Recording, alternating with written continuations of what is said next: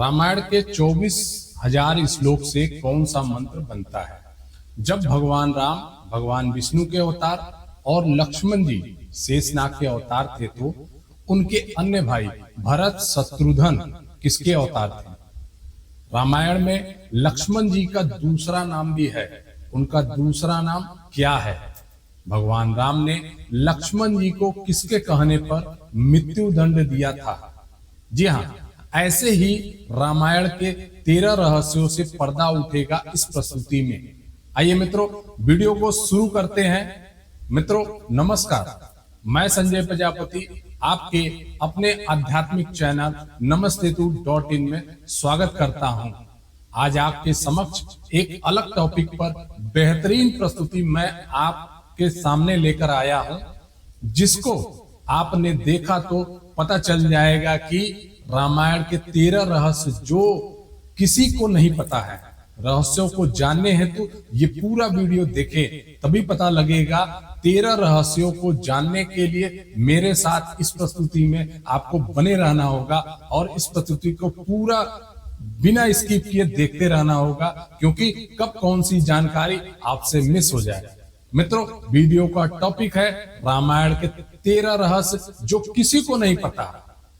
मित्रों, ऐसा माना जाता है कि मूल रामायण की रचना ऋषि वाल्मीकि द्वारा की गई थी, लेकिन कई अन्य संतों और वेद पंडितों जैसे तुलसीदास, संत एकनाथ इत्यादि ने भी इसके अन्य संस्करणों की रचना की है। हालांकि प्रत्येक संस्करण में अलग अलग तरीके से कहानी का वर्णन किया गया है, लेकिन मूल रूपरेखा एक ही है। ऐसा माना जाता है कि रामायण की घटना 4वीं और 5वीं शताब्दी ईसा पूर्व की है। रामायण का हिंदू धर्म में एक विशिष्ट स्थान है। मनुष्य जाति के जीवन और उनके कर्मों विशेष प्रकार से रामायण में विवरण दिया गया है। इसमें भगवान राम और देवी सीता के जन्म और जीवन यात्रा का वर्णन है। हम में से अधिकांश लोगों को रामायण की कहानी पता है, लेकिन इस महाकाव्य से जुड़े कुछ ऐसे भी रहस्य जिनके बारे में लोगों को जानकारी नहीं है। आज हम आपके सामने रामायण से जुड़े ऐसे ही 13 रहस्यों को उजागर कर रहे हैं। पहला, रामायण के हर 1000 श्लोक के बाद आने वाले पहले अक्षर से गायत्री मंत्र बनता है। गायत्री मंत्र में 24 अक्षर होते हैं और वाल्मीकि रामायण में 24,000 श्लोक है। रामायण के हर 1000 श्लोक के बाद आने वाले पहले अक्षर से गायत्री मंत्र बनता है। यह मंत्र इस पवित्र महाकाव्य का सार है। गायत्री मंत्र को सर्वप्रथम ऋग्वेद में उल्लेखित किया गया है। दूसरा, राम और उनके भाइयों के अलावा राजा दशरथ की एक पुत्री के पिता भी थे। श्री राम के माता पिता एवं भाइयों के बारे में तो प्रायः सभी जानते हैं, लेकिन बहुत कम लोगों को यह पता है कि राम की एक बहन भी थी जिनका नाम शांता था। वे आयु में चारों भाइयों से काफी बड़ी थी। उनकी माता कौशल्या थी। ऐसी मान्यता है कि एक बार अंग देश के राजा रोमप्रद और उनकी रानी वर्षणी अयोध्या आए। उनको कोई संतान नहीं थी। बातचीत के दौरान राजा दशरथ को जब यह बात मालूम हुई तो उन्होंने कहा, मैं अपनी बेटी शांता को आपके संतान के रूप में दूंगा। यह सुनकर रोमभद्र और वर्षणी बहुत खुश हुए। उन्होंने बहुत स्नेह से उसका पालन पोषण किया और माता के पिता के सभी कर्तव्य निभाए। एक दिन राजा रोमप्रद अपनी पुत्री से बातें कर रहे थे। उसी समय द्वार पर एक ब्राह्मण आए और उन्होंने राजा से प्रार्थना की कि वर्षा के दिन में वे खेतों की जुताई में राज दरबार की ओर से मदद प्रदान करें। राजा को यह सुनाई नहीं दिया और वो पुत्री से बातचीत करते रहे। द्वार पर आए नागरिक की याचना न सुनने से ब्राह्मण को दुख हुआ और वे राजा रोमप्रद का राज्य छोड़कर चले गए। वह ब्राह्मण इंद्र के भक्त थे। अपने भक्त की ऐसी अनदेखी पर इंद्रदेव रोमप्रद राजा पर क्रुद्ध हुए। उन्होंने राज्य में पर्याप्त वर्षा नहीं की, इससे खेतों में खड़ी फसलें मुरझाने लगी। इस संकट की घड़ी में राजा रोमप्रद श्रृंगी ऋषि के पास गए और उनसे उपाय पूछा। श्रृंगी ऋषि ने बताया कि वे इंद्रदेव को प्रसन्न करे, उनके लिए यज्ञ करे। ऋषि यज्ञ किया गया और खेत खलिहान में पानी भर गए। इसके बाद श्रृंगी ऋषि का विवाह शांता से हो गया और वे सुखपूर्वक रहने लगे। बाद में श्रृंगी ऋषि ने दशरथ के पुत्र कामना के लिए पुत्र कामेष्टि यज्ञ करवाया। जिस स्थान पर उन्होंने यज्ञ करवाया था वह अयोध्या से लगभग 39 किलोमीटर पूर्व में था और वहां आज भी उनका आश्रम है और उनकी तथा उनकी पत्नी की समाधियां भी है। तीसरा, राम विष्णु के अवतार हैं, लेकिन उनके अन्य भाई किसके अवतार थे? राम को भगवान विष्णु का अवतार माना जाता है, लेकिन आपको पता है कि उनके अन्य भाई किसके अवतार थे? लक्ष्मण को शेषनाग का अवतार माना जाता है, जो क्षीर सागर में भगवान विष्णु का आसन है, जबकि भरत और शत्रुघ्न को क्रमशः भगवान विष्णु द्वारा हाथों में धारण किए गए सुदर्शन चक्र और शंख शैल का अवतार माना जाता है। चौथा, सीता स्वयंवर में प्रयुक्त भगवान शिव के धनुष का नाम। हम में से अधिकांश लोगों को पता है कि राम सीता से विवाह स्वयंवर के माध्यम से हुआ था। उस स्वयंवर के लिए भगवान शिव के धनुष का इस्तेमाल किया गया था, जिस पर सभी राजकुमारों को प्रत्यंचा चढ़ाना था, लेकिन बहुत कम लोगों को पता है कि भगवान शिव के इस धनुष का नाम पिनाक था। पांचवा, लक्ष्मण को गुदाकेश के नाम से भी जाना जाता है। ऐसा माना जाता है कि वनवास के 14 वर्षों के दौरान अपने भाई और भाभी की रक्षा करने के उद्देश्य से लक्ष्मण कभी सोते नहीं थे। इसके कारण उन्हें गुदाकेश के नाम से भी जाना जाता है। वनवास की पहली रात को जब राम और सीता सो रहे थे तो निद्रा देवी लक्ष्मण के सामने प्रकट हुई। उस समय लक्ष्मण ने निद्रा देवी से अनुरोध किया कि उन्हें ऐसा वरदान दे कि वनवास के 14 वर्ष के दौरान उन्हें नींद ना आए और वह अपने प्रिय भाई और भाभी की रक्षा कर सके। निद्रा देवी इस बात से प्रसन्न होकर बोली कि अगर कोई तुम्हारे बदले 14 वर्षों तक सोए तुम्हें यह वरदान प्राप्त हो सकता है। इसके बाद लक्ष्मण की सलाह पर निद्रा देवी लक्ष्मण की पत्नी और सीता की बहन उर्मिला के पास पहुंची। उर्मिला ने लक्ष्मण के बदले सोना स्वीकार कर लिया और पूरे 14 वर्ष तक सोती रही। छठवां, उस जंगल का नाम जहां राम लक्ष्मण और सीता वनवास के दौरान रुके थे।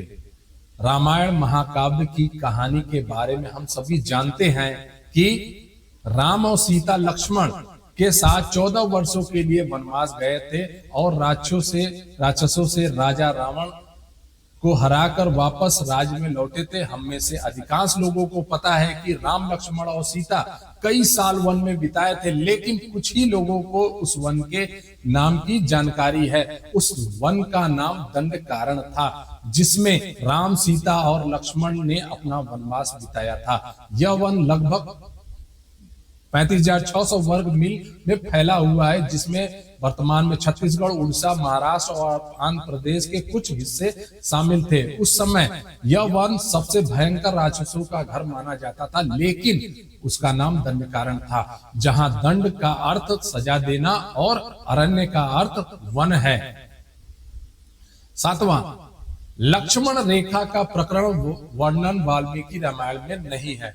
पूरे रामायण की कहानी में सबसे पेचीदा प्रकरण लक्ष्मण रेखा प्रकरण है, जिसमें लक्ष्मण वन में अपनी झोपड़ी के चारों ओर एक रेखा खींचते हैं। जब सीता के अनुरोध पर राम हिरण को पकड़ने और मारने की कोशिश करते हैं तो वह हिरण राक्षस मारीच का रूप ले लेता है। मरने के समय में मारीच राम की आवाज में लक्ष्मण और सीता के लिए रोता है। यह सुनकर सीता लक्ष्मण के आग्रह करती हैं कि वह अपने भाई की मदद के लिए जाएं, क्योंकि ऐसा प्रतीत होता है कि उनके भाई किसी मुसीबत में फंस गए हैं।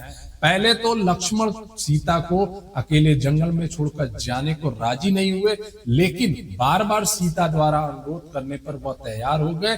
इसके बाद लक्ष्मण ने झोपड़ी के चारों ओर रेखा खींची और सीता से अनुरोध किया कि वह रेखा के अंदर ही रहे, और यदि वह कोई बाहरी व्यक्ति इस रेखा के पार करने की कोशिश करेगा तो वह जलकर भस्म हो जाएगा। इस प्रकरण के संबंध में अज्ञात तथ्य यह है कि कहानी का वर्णन ना तो वाल्मीकि रामायण में और ना ही रामचरितमानस में है। लेकिन रामचरितमानस के लंका कांड में इस बात का उल्लेख रावण की पत्नी मंदोदरी द्वारा किया गया है।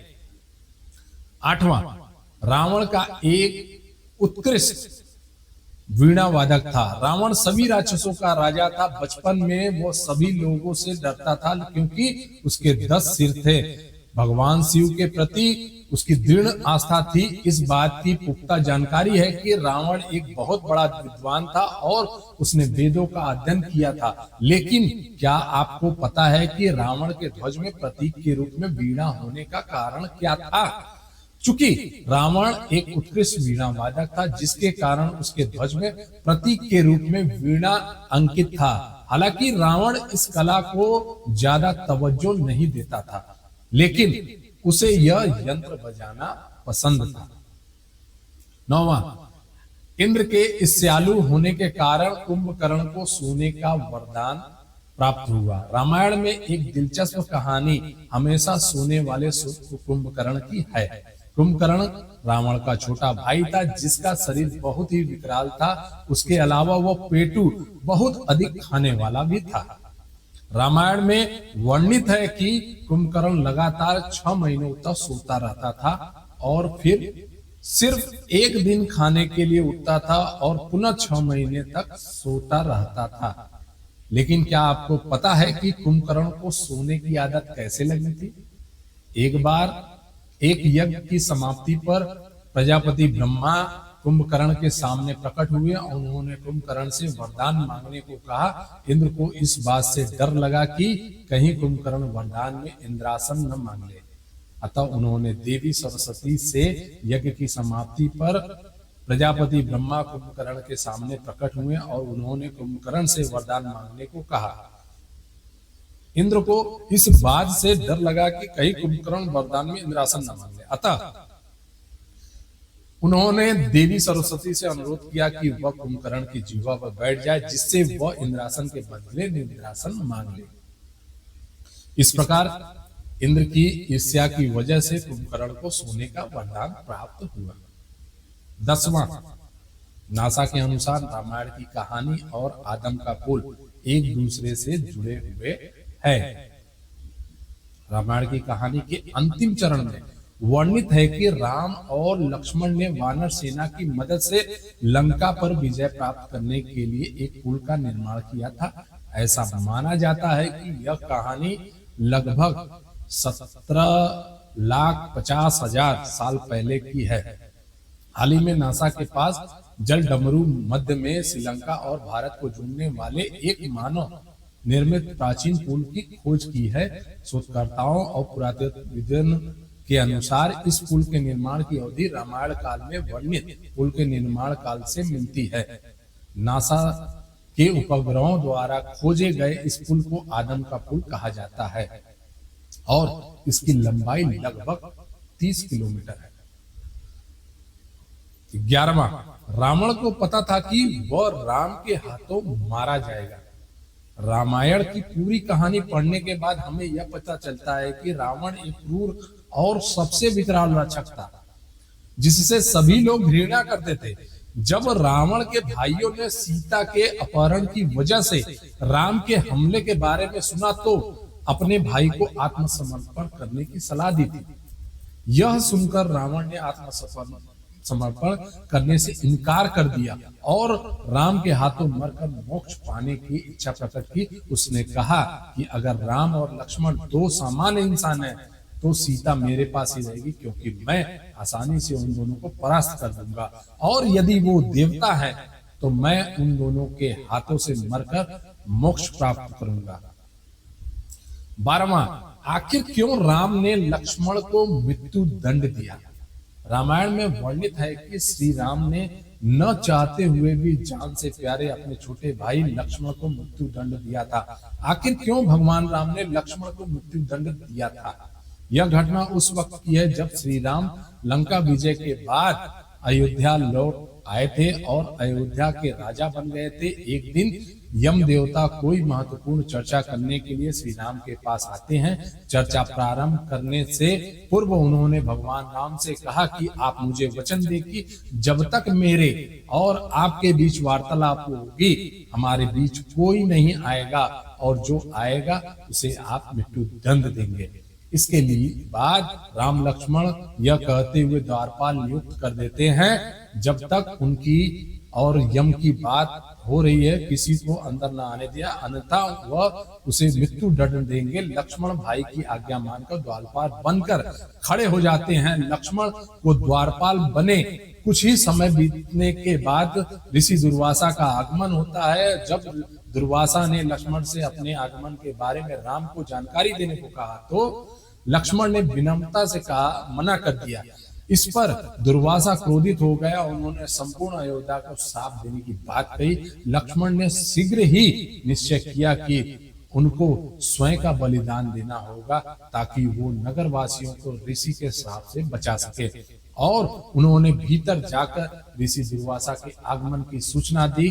अब श्री राम दुविधा में पड़ गए, क्योंकि उन्होंने अपने वचन के अनुसार लक्ष्मण को मृत्युदंड देना था। इस दुविधा की स्थिति में श्री राम ने अपने गुरु वशिष्ठ का स्मरण किया और कोई रास्ता दिखाने को कहा। गुरुदेव ने कहा कि अपनी कृषि प्रिय वस्तु का त्याग उसकी मृत्यु के समान ही, अतः तुम अपने वचन का पालन करने के लिए लक्ष्मण का त्याग कर दो। लेकिन जैसे ही लक्ष्मण ने यह सुना तो उन्होंने राम से कहा कि आप भूल कर भी मेरा त्याग नहीं करना, आपसे दूर रहने से तो अच्छा है कि मैं वचन का पालन करते हुए मृत्यु को गले लगा लूं। ऐसा कहकर लक्ष्मण जी ने जल समाधि ले ली। 13वां, राम ने सरयू नदी में डुबकी लगाकर पृथ्वी लोक का परित्याग किया था।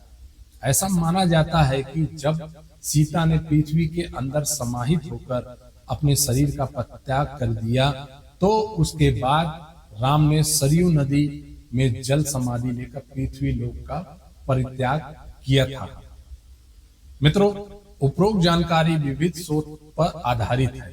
इसकी आधिकारिक पुष्टि namastetu.in नहीं करता है। मित्रों, आशा है कि ये प्रस्तुति आपको अच्छा लगा होगा, तो अपनी प्रतिक्रिया जरूर कमेंट में भेजें और ये प्रस्तुति आपने लोगों को जरूर शेयर करें, और जाते जाते चैनल को सब्सक्राइब और घंटी को भी बजा दीजिएगा।